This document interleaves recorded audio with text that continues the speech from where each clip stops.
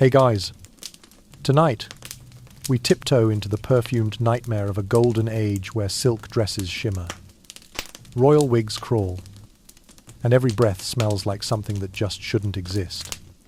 We're not here to tell the story of a glorious queen but of her 10 revolting hygiene habits. Imagine this, bathing once every 3 months, teeth black as coal from a sugar obsession, wigs crawling with lice, face powder made of toxic lead, sweat-soaked shoes rotting from the inside, a bed that's a breeding ground for bacteria, and that's just the beginning. Careful now if you're eating anything. You might not survive this. This isn't some fairy tale royal tale. This is a nightmare laced with rancid perfume, crushed insect lipstick, and shoes embroidered with the scent of feet. So, before you get comfortable, take a moment to like the video and subscribe, but only if you genuinely enjoy what I do here. And where are you watching from? Is it midnight? Morning? Or dusk in your part of the world? Drop a comment, I'd love to know. Now, dim the lights. Maybe turn on a fan for that soft background hum. And let's ease into tonight's journey together. You're standing in the cool shadows of a worn stone corridor inside Greenwich Palace. On a sweltering July morning in the year 1588, outside, the sun blazes in the courtyard, but it cannot pierce the fortress-thick walls of the royal residence where you stand. The air is saturated with a mixture of smells you can't quite name, the stench of unwashed bodies, the decay of rotting rushes beneath your feet, and the suffocating sweetness of perfume slathered onto skin to mask the unmaskable. You haven't yet seen the queen, but you know she's there. Beyond that heavy wooden door lies the throne room, where Elizabeth I sits.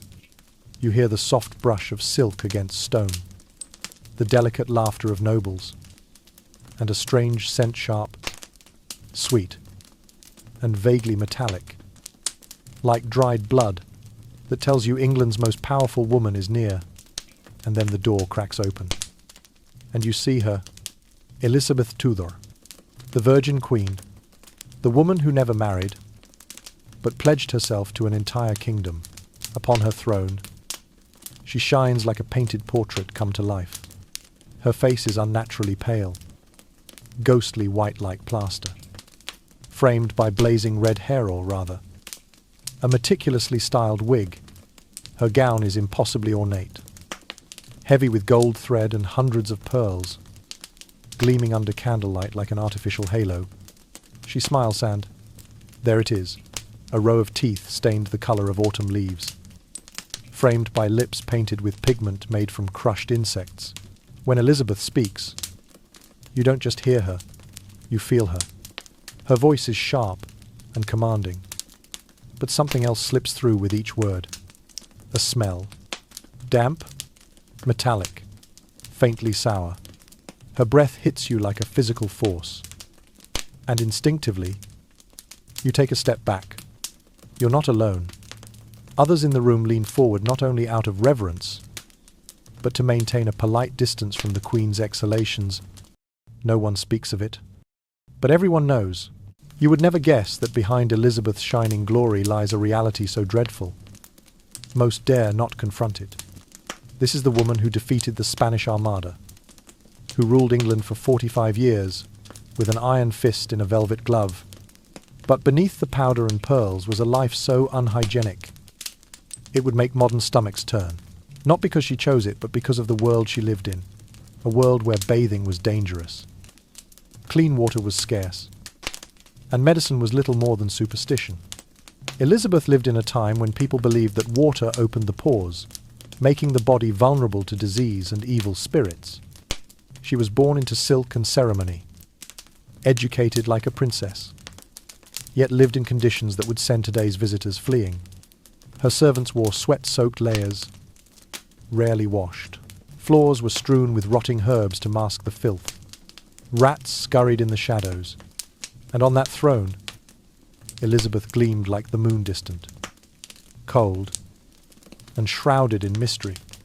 You look at her and wonder, should you admire her or pity her? Because Elizabeth's greatness did not lie in her perfumes or her gowns, it lay in her ability to survive and to rule in an age where the human body itself was the greatest threat. And then it hits you to understand the real Elizabeth. You must move past the velvet layers, the thick lead paint, and the endless praise. Behind the title of Virgin Queen was a woman decaying day by day in silence on a throne, surrounded by flowers and a stench no one dared to name.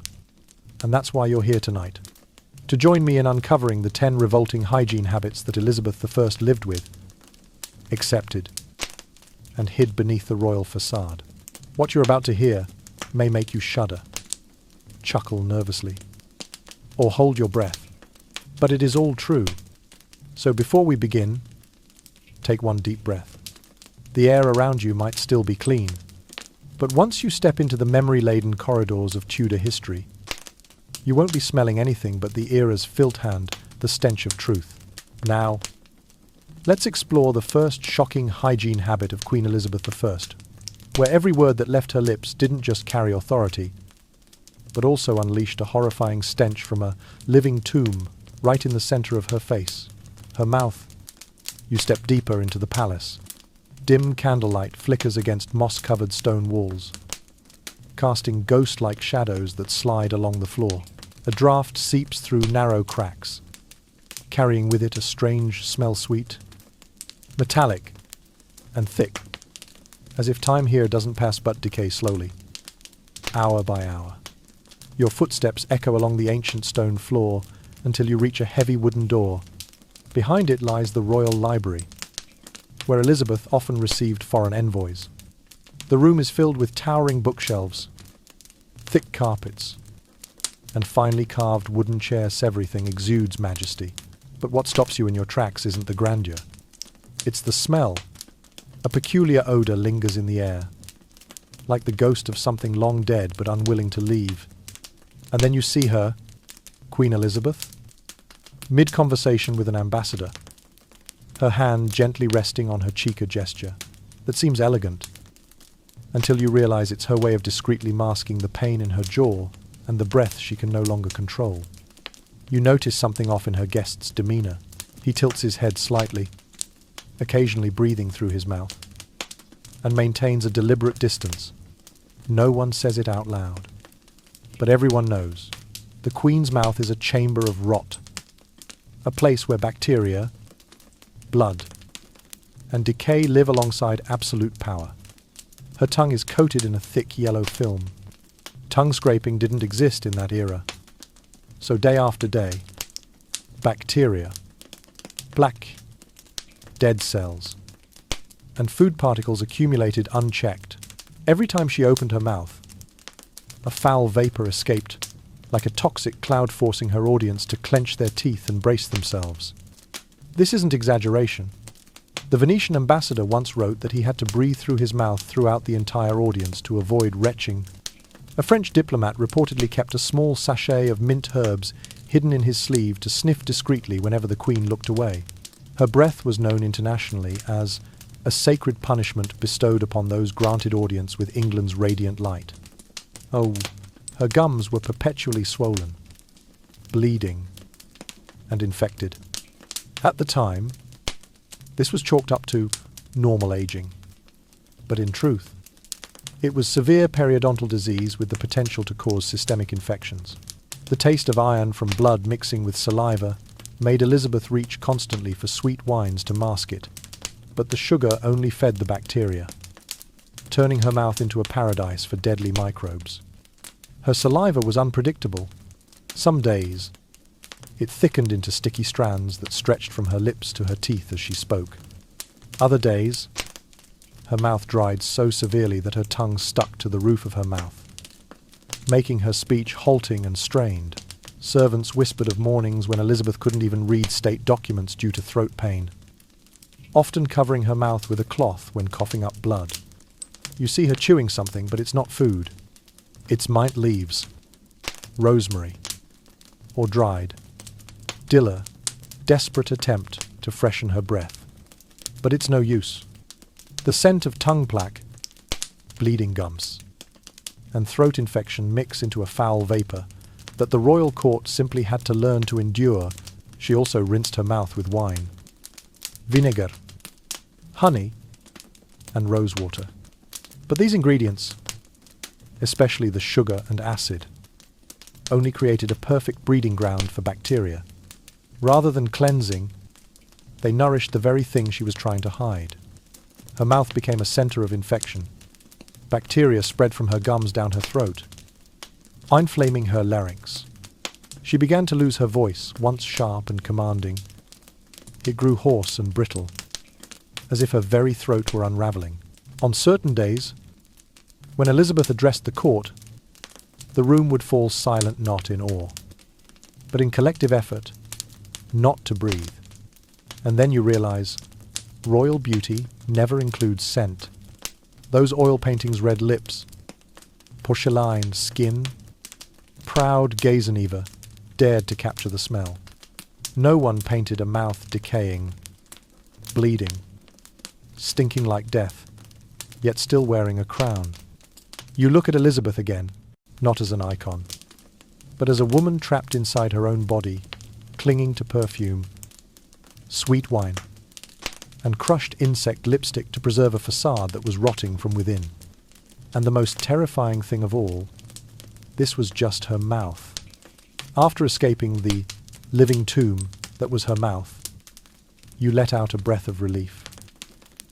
But not for long, because this time, you're about to uncover a completely different territory, a place where the light of royalty never reached.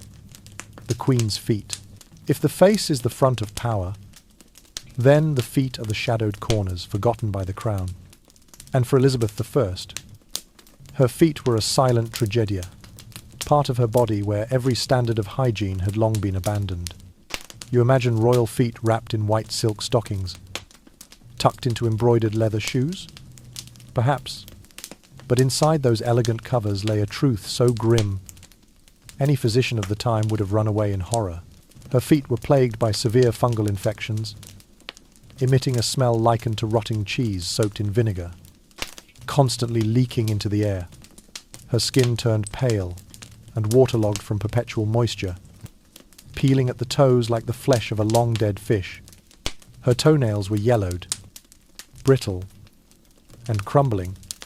Some had curled inward, piercing the skin and causing inflamed red and pus-filled wounds. When the pain was too much, Elizabeth would try to trim them herself, but with crude tools and no disinfection. Each attempt left cuts that oozed blood and took weeks to heal. You shudder to imagine the space between her toes forever damp. Suffocating inside silk stockings and tight leather shoes, a paradise for yeast and bacteria. The skin peeled off in wet chunks, changing color from sickly white to brownish yellow, and then a bruised purple. Sometimes, the skin would soften and break apart, as if soaked in water for hours, though, in truth, it had been soaked for a lifetime. And the shoeseau, her shoes, from the outside, they were works of art, fine leather, gold embroidery, beaded with jewels, trimmed with silver thread, but inside, they were deadly breeding grounds for microbes. Each time she wore them, sweat seeped into the leather lining, mixing with pus from infected wounds and flakes of dead skin. Can you imagine that smell? A pungent, sticky stench, both damp and sourizing from shoes that had never once been aired out or dried. The leather warped, twisted, discolored, bearing the permanent imprints of diseased feet. Some pairs, it was said, left a stench on your hands just from touching them, one that couldn't be washed away, even with wine or perfume. Worse still, Elizabeth often wore the same pair of shoes for several days, sometimes a week. She favored certain pairs for look or simply didn't have time to change. And so the fungus, bacteria, pus, and skin cells were fermented day after day, as if her feet lived in a sealed cavern with no air and no escape. Her attendants dreaded the task of helping her change shoes. Not from pride, but from sheer revulsion. Some fainted from the smell. Others, after removing her shoes, reportedly threw away their gloves because the odor clung so strongly. And then there's the story whispered within court circles. A foreign ambassador once remarked, "I smelled the throne before I saw who sat on it." At first, it sounded like a poetic metaphor and ode to her commanding presence. But no, he was speaking quite literally about the smell of her feet. You begin to understand why courtiers were always cautious when the queen approached, not only out of reverence, but because the stench from her feet could pierce through layers of fabric, carpets, and perfume. The smell clung to wooden chairs, stone floors, even the curtains, as a reminder that Elizabeth had once walked there. On some days, entire corridors had to be aired out just because the queen had passed through. Palace staff were instructed to burn incense before and after her audiences, not to ward off evil spirits, but to ward off the scent. You might have thought royalty was about light, and perhaps it is, but Elizabeth's feet were darkness festering, forgotten and full of disease. And the most chilling part? She never complained. Not a single word, not a single groan. Perhaps she had grown used to it. Perhaps she believed it was part of the crown, the price of power. Just when you think you've survived the horrors of Elizabeth III's bacteria-infested mouth, her decaying feet, and sweat-soaked gowns, I invite you to take one more step into a darker realm, where her stomach roared in silent agony. You couldn't see it. No one could. But the entire palace could hear it, and sometimes even smell it. During her nearly half-century reign, Elizabeth attended thousands of royal banquets. Where the dining table was more than a place to eat, it was a political stage. Her menus were the epitome of extravagance. Dozens of dishes, hours of feasting, with fatty roasted meats, heavy cream sauces, rich desserts, strong liqueur, and sweet wines. Her favorite dishes were roasted swan and venison, two meats high in fat and protein, notoriously difficult to digest without proper preparation. But in the 16th century, that was impossible. There were no refrigerators, no hygiene regulations, no food safety inspections. Many dishes were heavily spiced to mask the stench of spoilage. And while other guests could pick and choose, Elizabeth had to eat, because a queen could never appear weak in front of her subjects or foreign dignitaries. Worse, she ate very quickly, between council meetings, while signing decrees, or listening to ministers. Elizabeth often gulped down her food, barely chewing, barely pausing. Her body had to process meals, while her mind juggled the fate of an empire. Years of this took a toll. Her digestive system became a battleground, assaulted by bloating, cramps, and relentless diarrhea. Courtiers whispered that sometimes, during royal meetings, strange sounds emerged from beneath the queen's gowns. Everyone remained silent, as if nothing had happened. A strange collective pact within the court. Pretend not to hear the royal flatulence. When the pain became too much, Elizabeth would quietly excuse herself, citing illness or fatigue. No one dared ask. No one probed. They all knew the queen was battling her most insidious enemy, her own stomach. The issue was worsened by her ever-present steel corsetta symbol of elegance and power. This garment squeezed her midsection tightly, compressing her stomach and intestines, preventing normal digestion. The increased pressure caused acid reflux, bloating, and prolonged discomfort. At times, during banquet, as guests raised their glasses in celebration, Elizabeth would secretly loosen her corset at the tableau act, considered wildly improper. You might assume, with all her power, Elizabeth had access to top medical care. Think again. She was prescribed remedies more dangerous than the ailments themselves. To treat royal constipation or cold stomach, she was given mercury, a toxic substance believed to exorcise evil. The result? Uncontrollable diarrhea, weakness, and internal pain. When not on mercury, she was given herbal emetics that induced vomiting, leaving her stomach empty and throat raw. Meals, which should have brought joy, became a recurring nightmare. She was hungry, yet afraid to eat. She ate, but dreaded the pain. Each time she sat down to dine, she braced for hours of consequences. During grand ceremonies, when Elizabeth had to stand for hours, her digestive issues posed a serious threat to her royal image. If pain struck without warning, she would discreetly signal a servant and retreat to her private chambers, leaving behind concerned glances and an unwelcome aroma. One noble once wrote in his journal, "Our queen is a rose, but alas, when the wind changes, one smells more of the roots than the petals." It wasn't just poetic, it was brutally true. But perhaps the most painful part wasn't the cramp sit, was the silence. Elizabeth never complained, never lamented. No one was allowed to know she was in such pain. She couldn't sit long, couldn't eat fully. I couldn't speak for more than a few minutes without pause. You see Elizabeth, a woman, preserving her invincible image before ministers, ambassadors, enemies, and the eyes of all Europe. But beneath the golden gown, among pearls and wine goblets, was a body riddled with gas, acid, and quiet embarrassment. And finally, you understand, the crown didn't just weigh on her head. It pressed heavily on her stomach. Let us take you deeper into the grotesque labyrinth of Queen Elizabeth I's body, this time to a place no one dared look at for too long. Yet everyone whispered about her decaying teeth, a hygiene disaster that became a diplomatic concern across Europe. In every portrait of Elizabeth, you'll see her pale skin, stern eyes, and lavish gowns, but rarely, if ever, is she shown smiling. Why? Because her smile was a living nightmare. By the age of 30, her teeth began changing colour from pale yellow to earthy brown, then to a deep amber.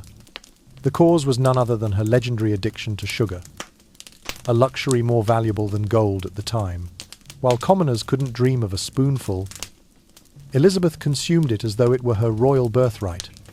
She ate hard candies, sugar-glazed fruits, honey pastries, drank sweet wines almost daily.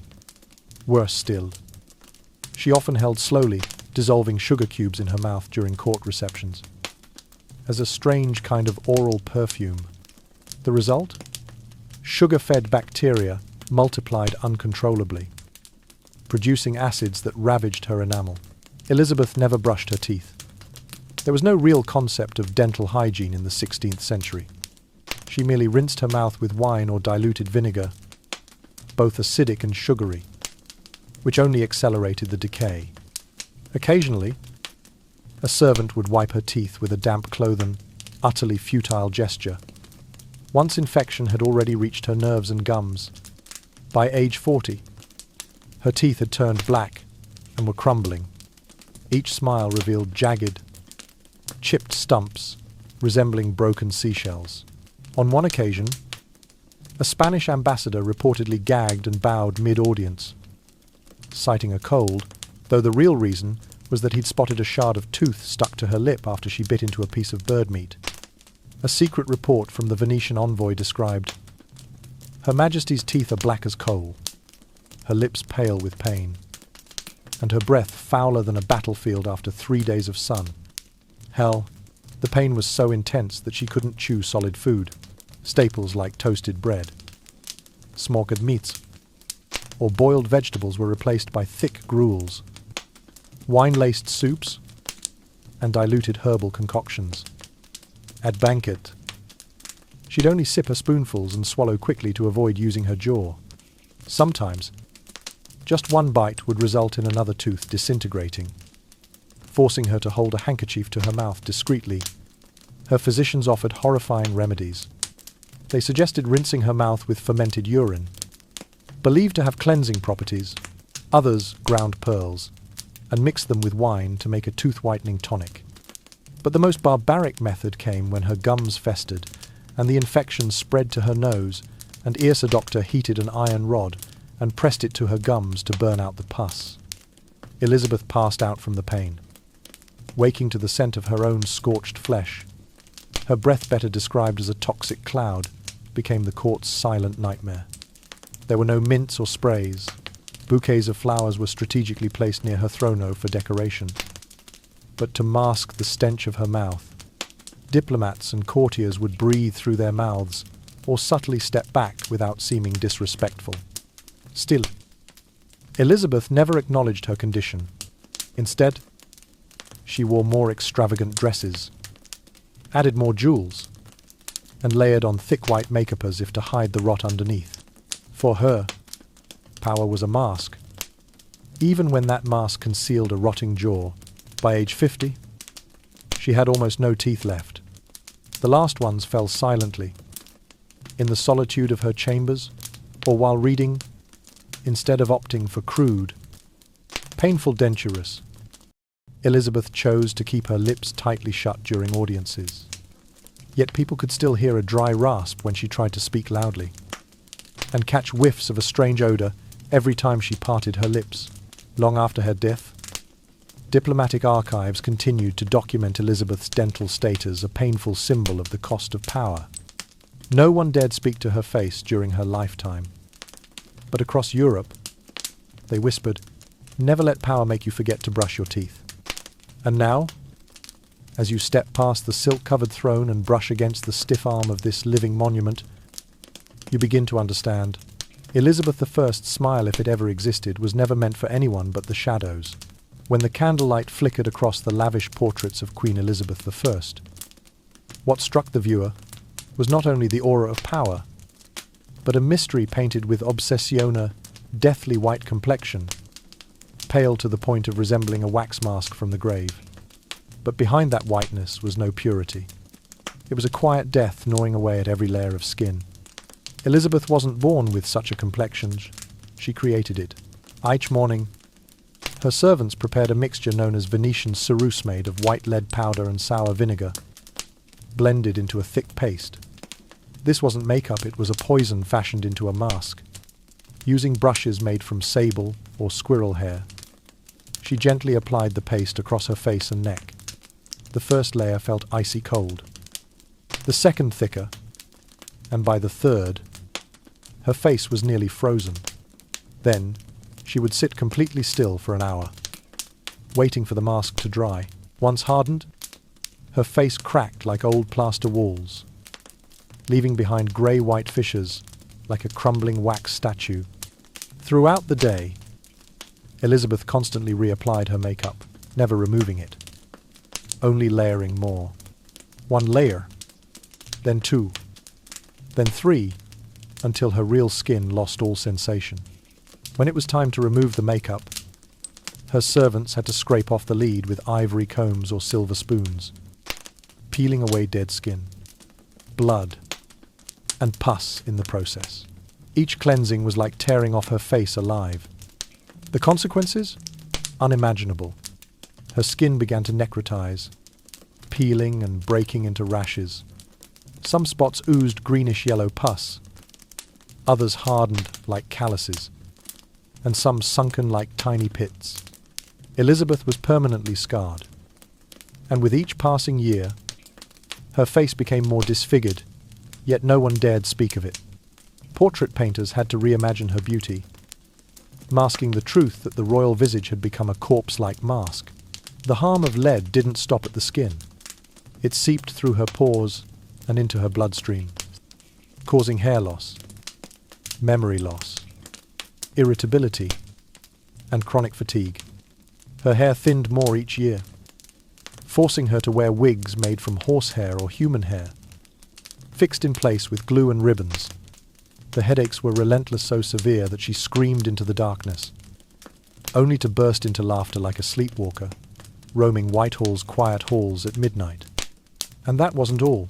The bright red lips seen in her portraits were painted with none other than crushed insect powder cochineal bugs imported from the New World. The powder had a putrid, sour stench, and when mixed with oil, it turned into a sticky, blood-coloured paste. Her breath, as a result, smelled metallic and rancid, prompting anyone near her to bow their heads partly out of respect, partly to avoid the odour. Beneath that mask, Elizabeth was no longer human. She had become a living wax figure, imprisoned by the court's beauty standards. That was the price she paid to maintain the image of the immortal virgin, one who never aged, never ached, never withered. But in the silence of her fading portraits, as the colours dulled over time, we begin to see what the painters never depicted: a woman being devoured from the outside in by toxins, yearning to live as her true self, yet condemned to wear a mask until the very end. And so we understand, beauty is not a weapon, but a prison. That white powder was never makeup. It was a funeral shroud for a face that had long since died. You thought the nightmare was over, didn't you? After the toxins that ate away her skin, after the leaden masks that turned her face to stone, after the fetid breath reeking of powdered insects, you believed nothing could be worse.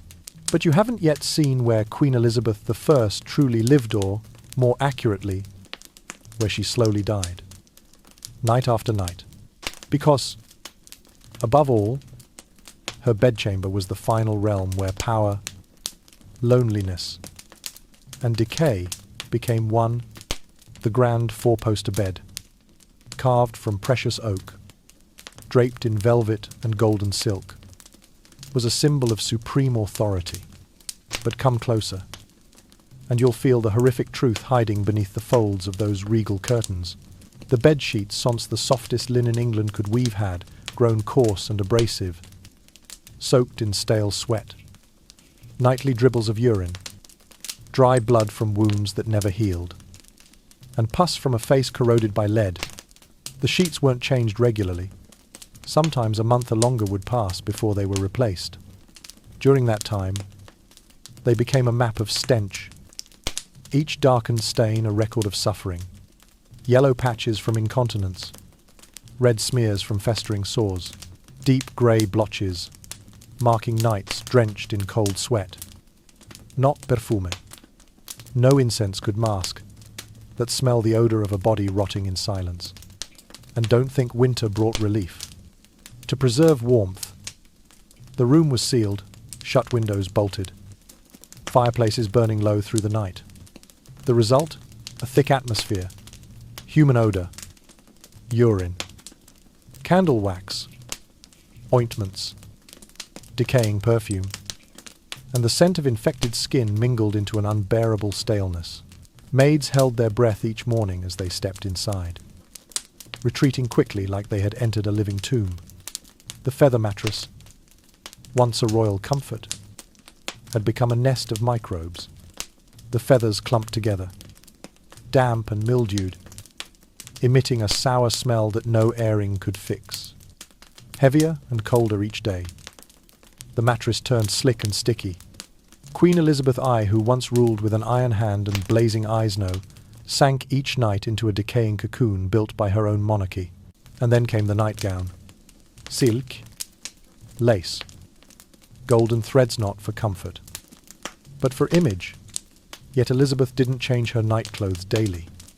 The fabric absorbed secretions and sweat for weeks, growing stiff like parchment, and had to be cut off her body when it finally reached its limit. Some nights, she couldn't sleep, not because of state affairs, but because the stench of her own body would wake her. Elizabeth had once embodied majestic beauty, the immortal virgin, but in the dark.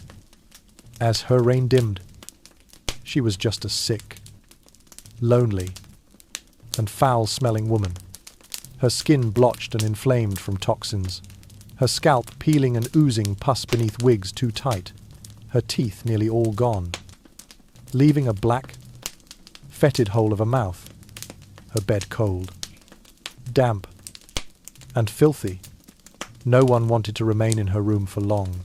Even royal physicians came and went swiftly, leaving behind useless prescriptions and averted eyes. You imagine a queen surrounded by dozens of attendants, don't you? And you're not wrong, but by the end of her life, Elizabeth I was left with only a handful of loyal servants, most of them aging maids too familiar with stench to flinch, too exhausted to feel revulsion. They knew was you. Now know that her bedroom was no longer a place of rest. It had become a death chamber, a perverse chapel where death didn't knock but lived with her day after day, night after night, breath by breath. And now you begin to understand why Elizabeth feared lying down, why she sat upright through the night, unwilling to surrender her spine to that diseased mattress, why she forced herself to sit tall, wig in place, face powdered though inside. She longed to weep from the pain of ulcerated thighs and a crumbling spine. Because when you are a symbol, you are not allowed to decay, but the body does not obey. And then, when you finally step out of that rumour, simply imagine yourself leaving you, carry with you a stench that cannot be scrubbed, a dampness that clings, and a truth no one dared to speak, that the Queen's death did not begin with the coffin, it began with the very bed she lay in each night. After stepping out of the royal bedchamber where decay no longer belonged to the future, but appeared every single night, you thought you had seen all the terrifying corners of royal life. But don't leave just yet. There's one more truth, both absurd and suffocatingly horrifying. Queen Elizabeth I only bathed once every 3 months, and strangely enough, that made her a symbol of cleanliness, far beyond the standards of her time. In the 16th century, bathing wasn't a regular or essential act. In fact, many believed that water opened the pores, leading to illness or allowing weak souls to be possessed by demons. But Elizabeth defied that belief. She maintained a habit of bathing 4 times a year, whether she truly needed it or not. In the eyes of Europe's nobility back then, this made her seem modern and refined. But by today's standards, it was a nightmare, that stank. Each time Elizabeth decided to bathe, it became an event involving dozens of people. First, a large bathtub made of copper or oak was brought into her private bathroom. It was placed near the fireplace to keep the temperature high during cold days. The hot water came from large copper pots that had been boiling for hours over wood-burning stoves. The problem was, the primary water source was the River Thames, which, at the time, was no different from an open sewer. This was where household waste was dumped. Animal carcasses floated. Slaughterhouse runoff flowed. Toxic chemicals from tanneries leaked. And even human corpses that had not been properly buried were carried. Each ladle of water carried a foul stench, murkiness, and countless bacteria, yet unnamed in the medicine of the time. And what about soap? It didn't smell like lavender or essential oils. As you might imagine, soap during Elizabeth's time was made from a mix of animal fat, usually sheep or cow, wood ash, and lye. The lye had such strong cleansing power that excessive use could cause skin to peel, redden, or even bleed. But Elizabeth had no other choice. To strip away 3 months of accumulated sweat, lead powder, dirt, and dried bodily fluids, she needed a chemical weapon strong enough to tear at the skin's surface. Sadly, every cleansing session was a painful battle with her own body. That once every 3 months habit gave her a distinctive smell like no other. Over time, members of the court could recognize the Queen's presence by scent alone. There were days when her odor arrived before her voice did. A French ambassador wrote in 1579, "I had to carry a perfumed sachet from Provence when I went to meet the Queen, for the royal scent made standing less than a metre away a severe challenge. His wife, a sensitive noble woman, even fainted at a banquet.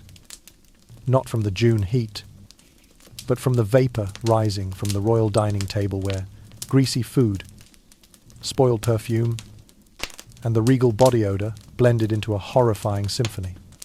Rare bathing didn't mean Elizabeth didn't care about body odor. On the contrary, she was obsessed with maintaining image.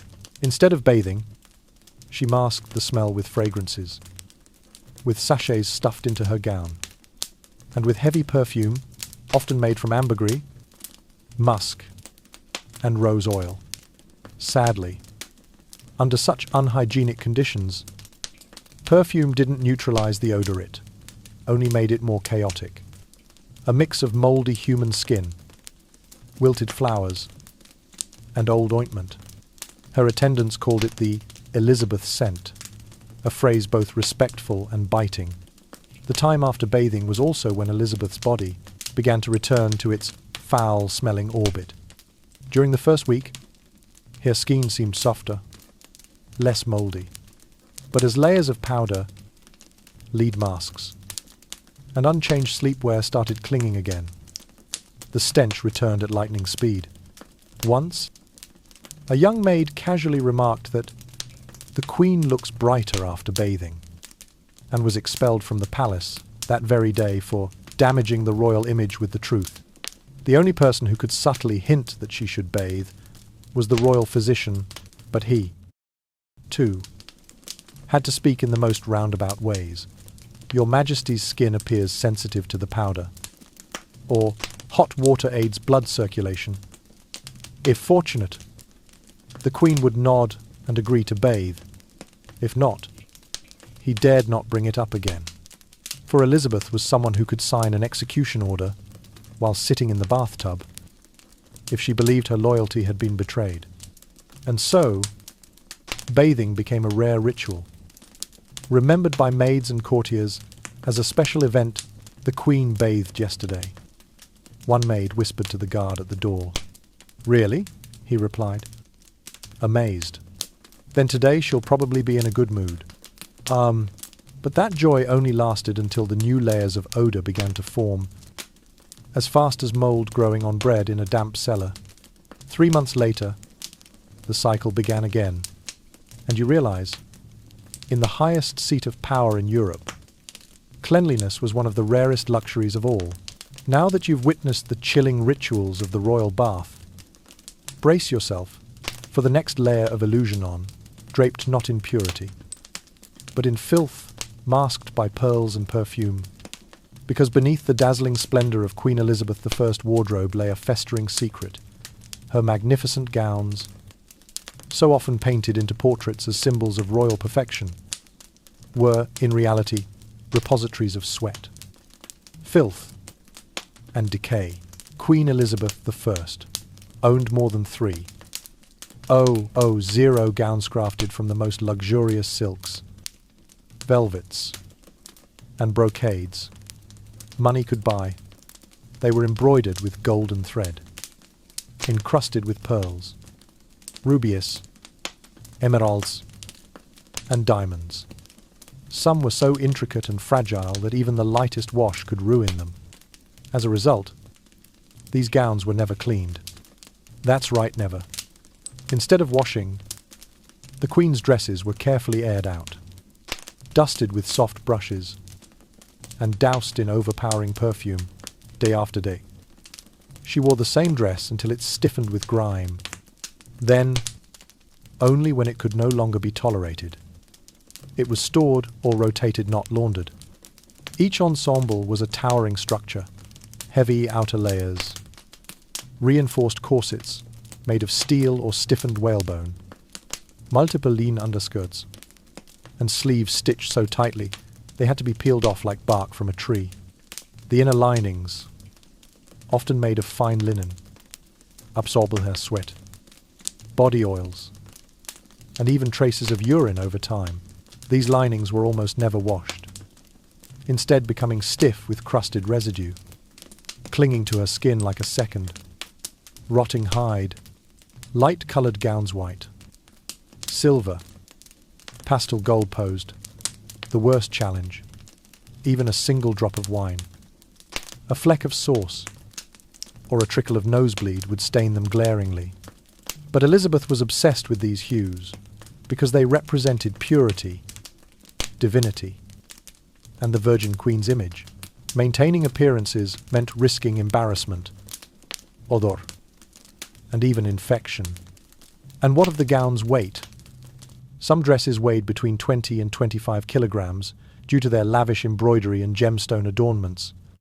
Imagine carrying that on your back for 10 hours a day in a stuffy court hall lit by candles and firewood.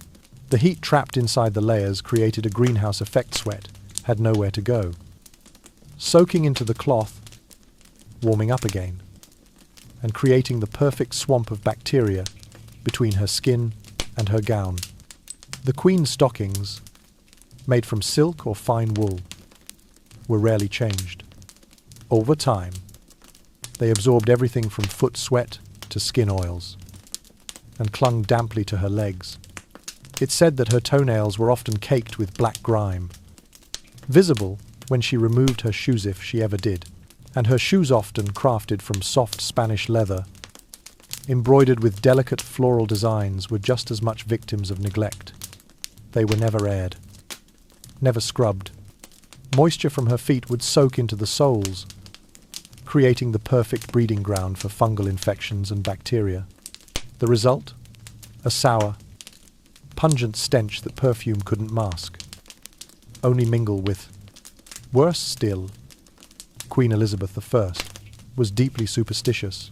She believed that certain dresses brought her good luck, perhaps during a successful negotiation, a triumphant speech, or an uneventful menstrual cycle. Once a dress was deemed lucky, she would wear it for days, even weeks on end, refusing to change out of it.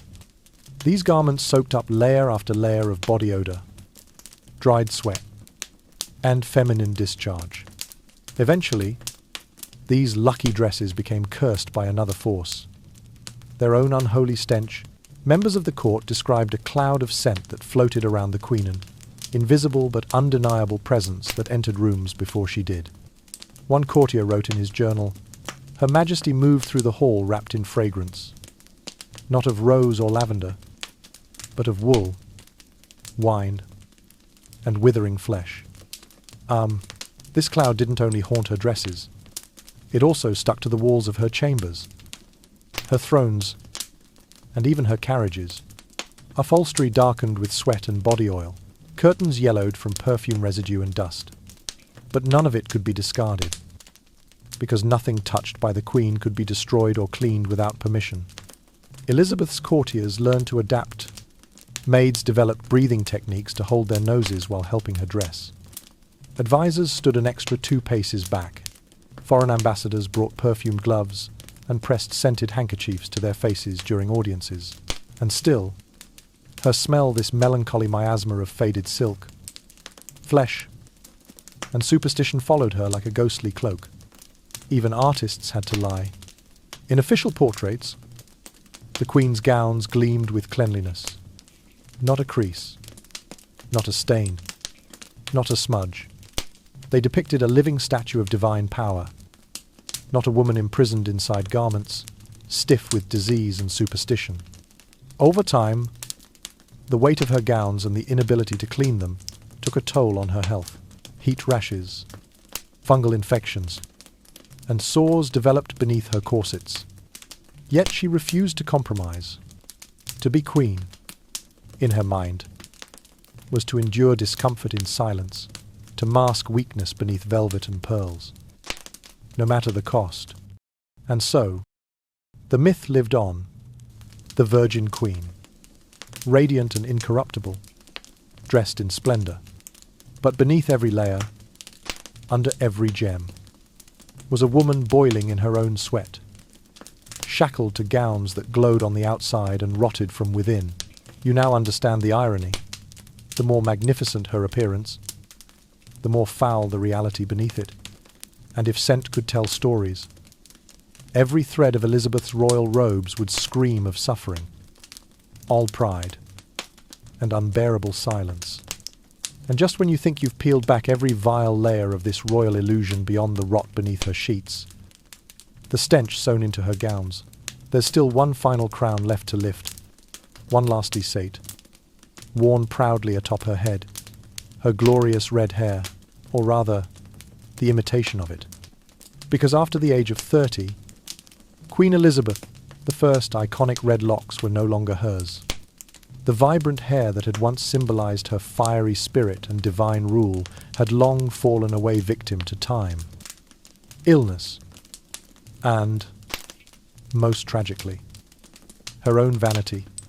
In her desperate pursuit of eternal youth, Elizabeth slathered her face and scalp with toxic white lead and mercury-based makeup. Over the years, this ritual corroded her skin and poisoned her follicles. Her hair began falling out in clumps, leaving behind bald patches and open sores that refused to heal. But admitting weakness was never an option.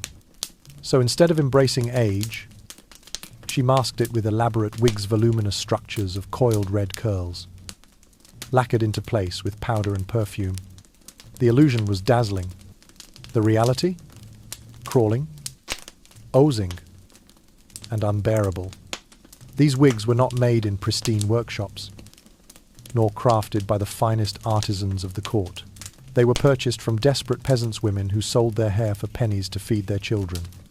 These locks arrived dirty, tangled, and often infested with lice and nits. No sanitation, no boiling, no purification, just sewn straight into the Queen's headdress. The construction of these wigs was a nightmare in itself.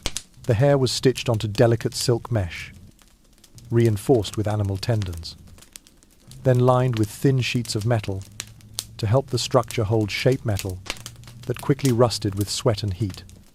Every time Elizabeth placed one of these ornate monstrosities onto her head, she trapped her inflamed scalp in a humid chamber of bacteria, iron oxide, and pestilence, and she wore them constantly.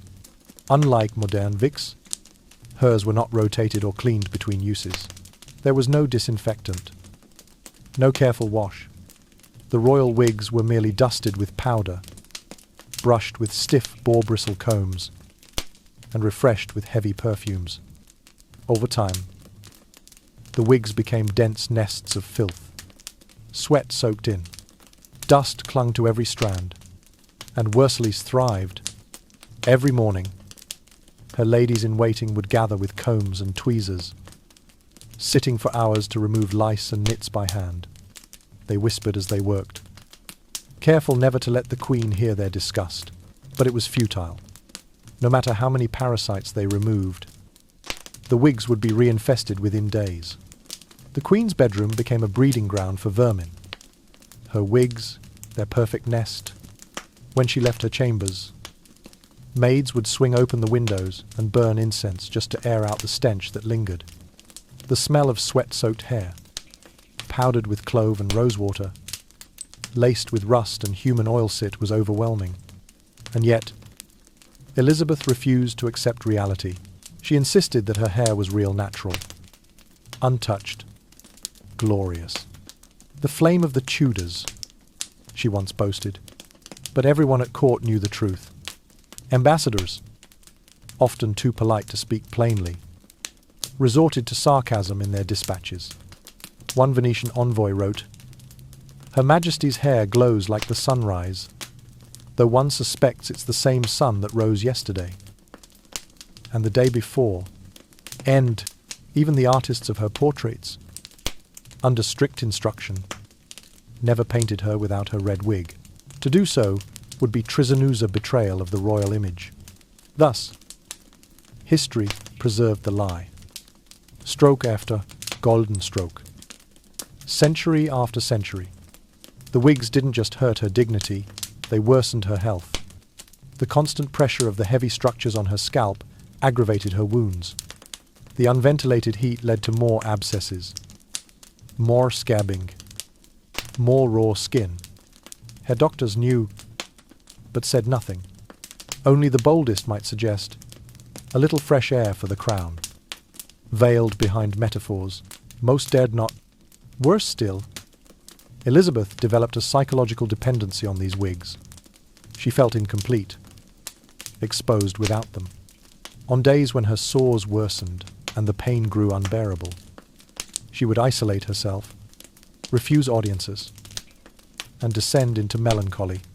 Her vanity, once her strength, became a prison. Behind closed doors, her ladies grew desperate. They tried lining the wigs with extra silk, sprinkling herbs into the seams, even rubbing oils on her scalp to soothe the inflammation. Nothing worked. Eventually, they gave up. The queen would suffer, and so would everyone near her. And yet, to the outside world, she remained flawless. The red curls stayed immaculate. The crown never tilted. The people still saw their radiant monarch, haloed by sunlight and dressed in fire. No one was allowed to glimpse the decay hiding just beneath the lace. In the end, her wigs became more than fashion. They were symbols of denial, of desperation, of power maintained by illusion. Her head, hidden beneath a cage of silk and rust, told the story her lips never could. That time was winning. That rot was setting in, that the Virgin Queen had built her legacy on powder and pain. And so, if you ever look closely at a portrait of Elizabeth I, stare just a moment longer at that magnificent hair. Know that it wasn't born of royalty, but stitched together from poverty, disease, and fear. And know that somewhere beneath that crown was a scalp that burned, a mind that battled humiliation, and a woman who refused to surrender to the truth of her own decay. Just when you think the horror has peaked, the lice-infested wigs, the rotting gowns soaked in sweat, another assault on the senses arrives, and this one doesn't creep, it announces itself, boldly, grotesquely, before the queen has even stepped into the room. Welcome to the next layer of the illusion, perfume her final. Desperate defense against the truth. In the absence of real hygiene, Queen Elizabeth thirst drowned herself in fragrance. She didn't just wear perfume, she bathed in it, soaked her skin, her wigs, her linens, her gowns in wave after wave of overpowering scent. It was her olfactory armora cloud, meant to mask the storm of decay within. But perfume in the 16th century was not the delicate floral mist you might imagine. There were no chemical stabilizers, no elegant atomizers, no crisp citrus top notes, no Chanel, no Dior. What Elizabeth used was something else entirely, an alchemical soup of death and roses. The base of most perfumes at the time came from animal secretions, the most infamous being musk, harvested from the anal glands of the African civet cat.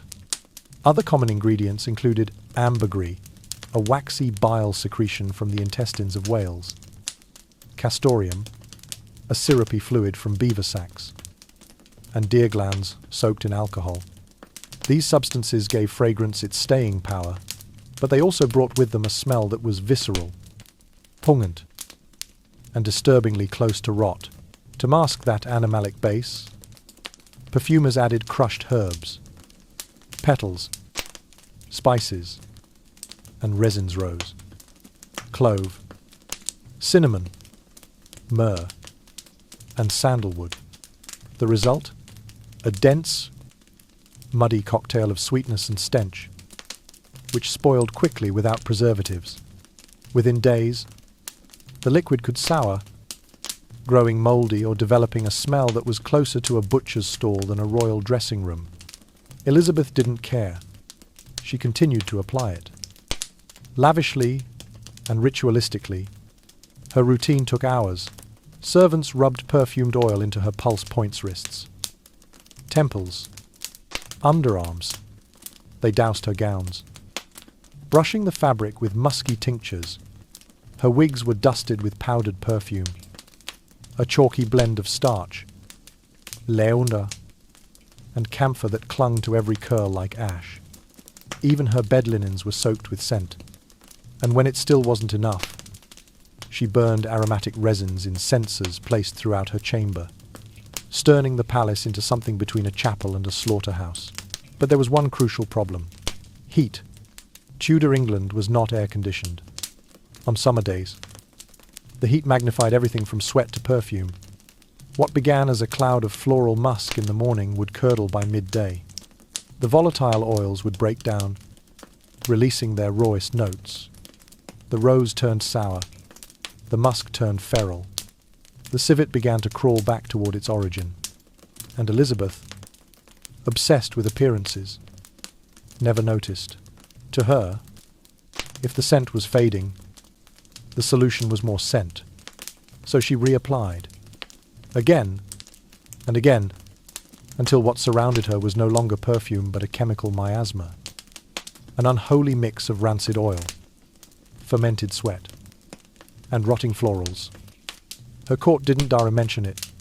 Diplomats, trained in the art of discretion, clenched handkerchiefs soaked in vinegar when they approached her throne. Some developed headaches after prolonged audiences. One Spanish ambassador reportedly lost his sense of smell for days after an extended meeting. A few even fainted not from awe, but from olfactory overload. And yet, her perfume cabinet was the envy of Europe.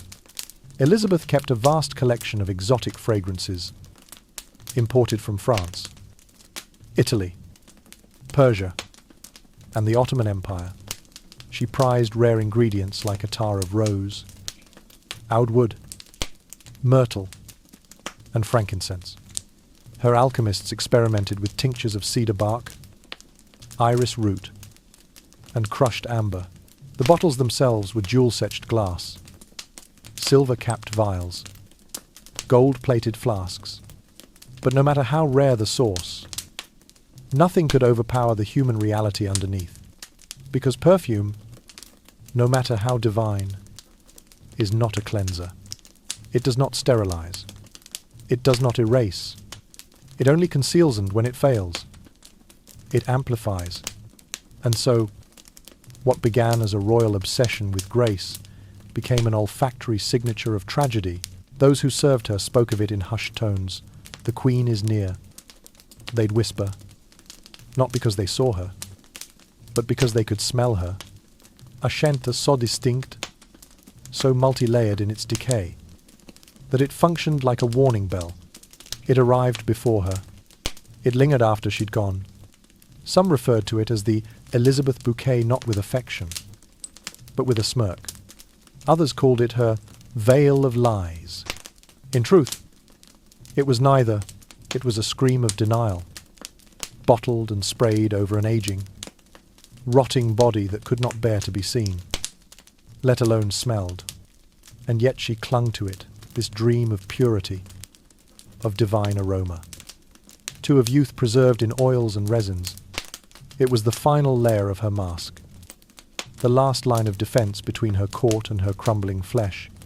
So when you look at portraits of Queen Elizabeth I, note the regal poise, the flawless skin, the imperious gaze, but also picture the cloud around her, a storm of rot and rose, of fear and fragrance, telling a story the artists never could. A story of a woman who ruled the world, but lost the battle with her own body, one spray at a time. You might think the Queen's horrifying body odor came solely from her rotting wigs, sweat-soaked gowns, or toxic lead makeup. But no, there was a more silent, insidious, and truly revolting source. The place where she relieved herself every day. There were no golden toilets, no running water, no flushing system. The most powerful woman in Europe lived her entire life following medieval hygiene routines, defecating on a hollow wooden stool draped in velvet, wiping with reusable cloths, and relying entirely on servants who had to endure the foul stench day after day. One court member once wrote, "If the throne was the symbol of her power, then her toilet was the symbol of her helplessness against a decaying body." That toilet, known as the close stool, was essentially a small, lidded wooden chair with a metal or wooden container inside to collect waste. To appear elegant, the outside was upholstered in red velvet or cloth, embroidered with golden thread. But don't be fooled by appearances. Beneath that fabric lay a dark cavity reeking of ammonia. There was no water to flush, no enzyme to break down waste. Everything simply lingered. soaking into the wood and leaving behind a lingering stench barely masked by perfumes or incense. Every morning, a designated maid, usually the Queen's most trusted, performed the morning duty. She would carefully lift the lid, pour the waste into another container, carry it outside, and rinse it with river water or sometimes not rinse it at all.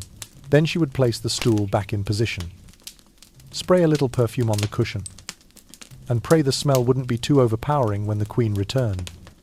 But the horror didn't end there. Instead of toilet paper, which didn't yet exist, Queen Elizabeth used reusable linen cloths, known as cloth wipes. These were thin strips of fabric that were lightly washed after each use and hung to dry outdoors, only to be reused again.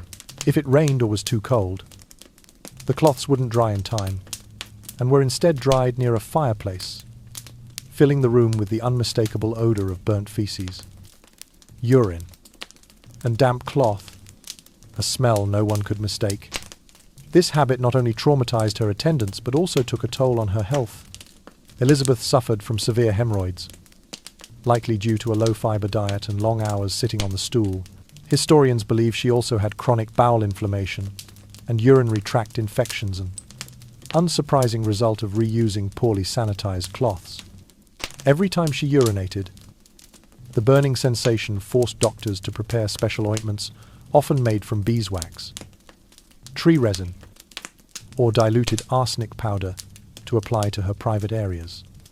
Some recipes even used goose or deer fat, which likely worsened infections rather than cured them. In summer, the lavatory turned into a giant steam chamber. Rising temperatures caused the waste to ferment, and evaporating bacteria produced an unimaginable stench. Every time the Queen left the room, her maids had to fling open all the windows and burn incense for 2 to 3 hours to make the air breathable again. But even incense sometimes wasn't enough. One maid wrote in her diary, "I felt dizzy, gasped for air, and nearly vomited the moment I stepped into her room this morning." Hug. Ironically, Elizabeth took great pride in her private space. She considered it her sanctuary of rest. Sometimes she would spend hours there not to relieve herself, but to read poetry, write letters, or brush hair. For her, the stench seemed to be a familiar companion. For her attendants, it was daily torment. Many have asked, why didn't she upgrade to a better sanitation system? The answer lies in the era and her beliefs. In the 16th century, water was considered a carrier of disease. Flush toilets were not common, and Elizabeth, though intelligent, was deeply superstitious. She feared that changes might bring bad luck or unbalance the body's humours, so she kept everything the same, from her toilet habits to her fraying. Stained cloth wipes. One story passed down in court tells of a young maid who, one winter night, accidentally dropped a used cloth wipe into the fireplace, causing the whole room to reek of burning excrement. Enraged, Elizabeth banished the girl from court for defiling a sacred space. To the Queen, anything connected to her body, even the filthiest parts, was an extension of royal dignity and not to be disrespected. Many European ambassadors who came to see the Queen would later write about the mysterious scent lingering in her audience chamber. But few realized that the smell didn't come from exotic incense or luxurious perfume, but from years of accumulated odors, originating from the very place where she relieved herself. Today, when people speak of Elizabeth I, they remember the glory of a golden era. But behind that gilded facade lies a legacy of rot beginning in the most private of places. The luxurious stool she sat on each day, where even royalty had to bow to the most basic human needs of a queen. After all you've learned about the rotting wigs, sweat-soaked gowns, and fragrant powders mixed with composted waste, you might think there's nothing left to surprise you. But look down. The hands those royal tools that signed decrees, waved to envoys, and raised goblets in dazzling court banquets were among the dirtiest parts of Queen Elizabeth I's body. Don't be fooled by the regal portraits. In reality, Queen Elizabeth's fingernails were often caked with face powder, lipstick, soot, and especially black stains residue from years of using lead-based cosmetics. The white face makeup she favoured to maintain her porcelain skin was actually a toxic mixture of white lead and vinegar, which not only corroded the skin, but seeped deep into the nail beds, leaving behind permanent traces. What made things worse was her habit of not washing her hands with water. Like many in Tudor times, Queen Elizabeth believed water carried disease. She avoided soap a luxury item and, instead, wiped her hands with perfumed cloths or dusted them with scented powder. These cloths, much like her reusable toilet wipes, were air-dried and used repeatedly. If the weather didn't cooperate, they were hung by the hearth to dry, filling the room with the musty stench of damp fabric, sweat, and stale cosmetics. Bacteria accumulated under her nails and between her knuckles, gradually turning the skin on her hands from ivory white to yellowish brown, then to mottled grey-black. A metallic, sour odour clung to her fingers, like rust mixed with sweat, especially in the summer, when the Queen would reapply makeup several times a day. The old layers mingled with the new, creating a greasy film on her fingers. Every time she touched someone or something, she left a smudge behind. Some records note that Queen Elizabeth liked to gently touch people's faces while speaking to them, a gesture of closeness. But for the recipient, it was a deeply unpleasant experience. One French ambassador wrote, "Her Majesty's hand upon my cheek was like the press of arsenic powder and grease. I struggled not to recoil. The Queen's nails were not trimmed regularly. She believed that cutting them would bring bad luck and cause her to lose royal power. Therefore, her ladies-in-waiting were only allowed to gently file them. But due to a lack of hygiene, her cuticles often became scratched. Swollen, or even mildly infected, she frequently wore tight silk gloves that were rarely washed, creating a warm, moist environment perfect for bacterial growth. Queen Elizabeth also had a peculiar habit. She liked to mix her own perfume blends by hand.